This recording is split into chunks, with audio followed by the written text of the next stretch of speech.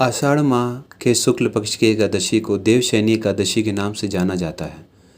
देवशयनी एकादशी में ही विष्णु जी 4 माह के लिए योग निद्रा में चले जाते हैं।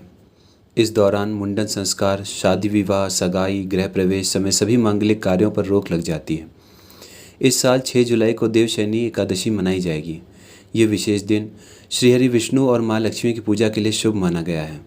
एकादशी व्रत के दिन व्रती को एकादशी व्रत कथा का पाठ जरूर करना चाहिए। ऐसा माना जाता है कि व्रत कथा का पाठ करने से भगवान विष्णु की कृपा से सभी मनोकामनाएं पूरी हो जाती हैं और मृत्यु के पश्चात मोक्ष की प्राप्ति होती है और समस्त पापों से मुक्ति मिलती है। देवशयनी एकादशी व्रत कथा का वर्णन खुद भगवान श्री कृष्ण ने किया है। शास्त्रों के अनुसार भगवान श्री कृष्ण ने इस वृत्तांत को धर्मराज युधिष्ठिर को सुनाया था। पौराणिक कथाओं के अनुसार सतयुग में मानधाता नामक एक चक्रवर्ती राजा राज्य करते थे। मानधाता के राज्य में प्रजा सुखी थी। एक बार उनके राज्य में 3 साल तक वर्षा नहीं होने की वजह से भयंकर अकाल पड़ गया था। अकाल से चारों ओर त्रासदी का माहौल बन गया था। इस वजह से यज्ञ, हवन, पिंडदान, कथा, व्रत आदि कम होने लगे थे। प्रजा ने अपने राजा के पास जाकर अपने दर्द के बारे में बताया। राजा इस अकाल से चिंतित थे। उन्हें लगता था कि उनसे आखिर ऐसा कौन सा पाप हो गया जिसकी सजा इतने कठोर रूप में मिल रही थी। इस संकट से मुक्ति पाने के उद्देश्य से राजा सेना को लेकर जंगल की ओर चल दिए।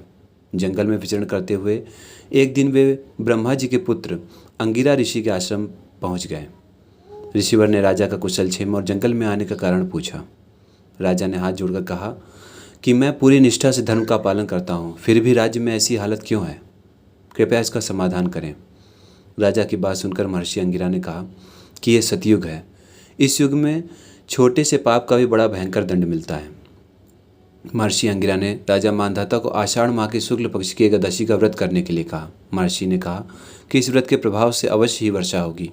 महर्षि अंगिरा के निर्देश के बाद राजा अपने राज्य की राजधानी लौट आए। उन्होंने चारों वर्णों सहित पद्मा एकादशी का विधि पूर्वक व्रत किया, जिसके बाद राज्य में मूसलाधार वर्षा हुई। ब्रह्म वैवर्त पुराण में देवशयनी एकादशी के विशेष महत्व का वर्णन किया गया है। मान्यता है कि देवशयनी एकादशी के व्रत से भक्त की सभी समस्त मनोकामनाएं पूरी होती हैं। राधे राधे। आषाढ़ माह के शुक्ल